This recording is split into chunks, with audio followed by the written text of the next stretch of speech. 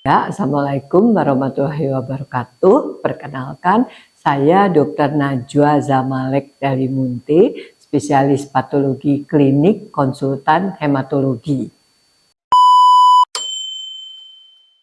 Patologi klinik itu adalah salah satu cabang ilmu dalam ilmu kedokteran yang mempelajari bagaimana keadaan fisiologi atau normal atau keadaan patologi atau umur mempengaruhi beberapa parameter dalam tubuh kita.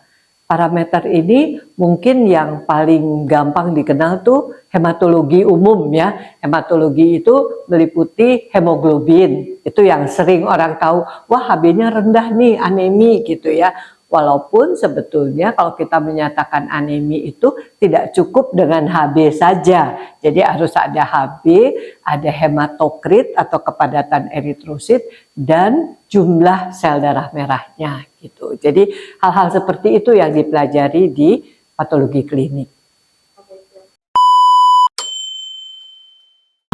Patologi klinik ini sangat penting peranannya ya, karena kita itu membantu dokter dalam menegakkan diagnosis, kemudian menentukan prognosis. Prognosis itu bagaimana perkiraan penyakit nantinya, ya, dan lain-lain ya. Jadi menentukan diagnosis, misalnya pasien datang dengan demam.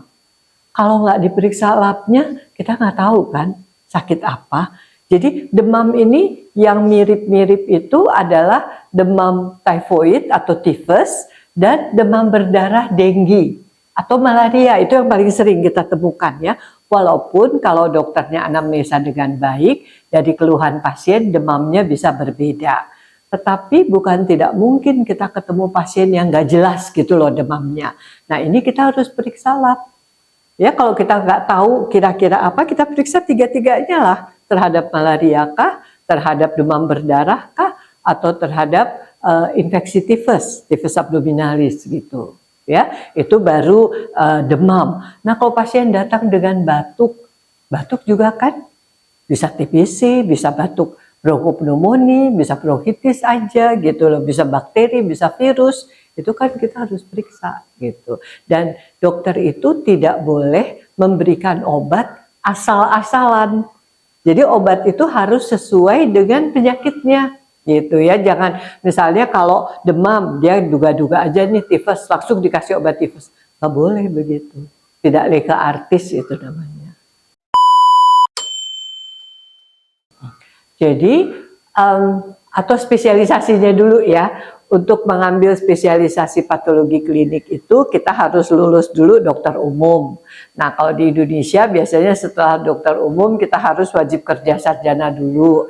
Setelah wajib kerja sarjana kita daftar ke bagian patologi klinik. Kalau diterima itu masa sekolahnya 7 semester.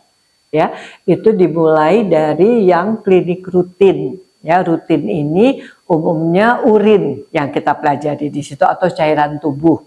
Jadi bisa urin, bisa cairan cerebrospinalis atau feses, tapi yang terbanyak urin yang kita pelajari di situ. Kemudian 2 semester berikutnya kita masuk ke hematologi klinik. Nah, hematologi ini yang complicated tapi menarik untuk saya. Kenapa saya ngambil hematologi klinik ya dan hemostasis gitu loh. Karena banyak sekali penyakit yang menyebabkan perubahan pada struktur darah kita. Ya. Kemudian habis itu ada mikrobiologi klinik ya. Memang mikrobiologi klinik ini sekarang ada sendiri lagi, tapi di patologi klinik masih tetap ada mikrobiologi klinik. Nah, setelah itu ada kimia klinik ya.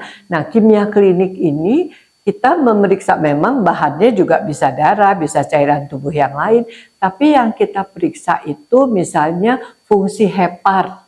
Mungkin kalian pernah dengar SGOT, SGPT, ya kan, itu yang top lah ya. Fungsi hepar kita periksa di situ. Kemudian keadaan empedu, apakah ada gangguan atau sumbatan di empedu, ya. Kemudian kita periksa juga glukosa darah misalnya pada pasien kita suspek diabetes mellitus ya. Nah, diabetes mellitus ini nggak bisa cukup kita periksa kadar gulanya aja, karena banyak pasien yang pinter ngakal-ngakalin. Jadi kalau dia diabetes ya, tapi kalau begitu tahu mau kontrol, dia puasa habis-habisan. Nanti jadinya waktu saat diperiksa gulanya kayaknya normal, padahal sehari-hari dia nggak diet. Jadi kita periksa pakai ada parameter yang namanya HbA1c. HbA1c ini menggambarkan kadar gula darah dalam waktu 3 bulan. Jadi kalau dia sekarang ini normal, tapi selama 3 bulan ini kayak gimana? Itu kelihatan di HbA1c-nya. Jadi kita bisa bilang, kamu nggak diet ya? Selama ini HbA1-nya tinggi, gitu. Kan diabetes mellitus itu penyakit yang sangat berbahaya. Karena tidak bisa disembuhkan. Dia menyebabkan kerusakan lapisan dinding pembuluh darah. Ya, itu nanti menyebabkan darah menggumpal dan dia menyebabkan macam-macam lah. Ya, jadi kalau darah menggumpal nggak bisa lancar ngalir, itu kan pasti ada efeknya untuk kita. Gitu.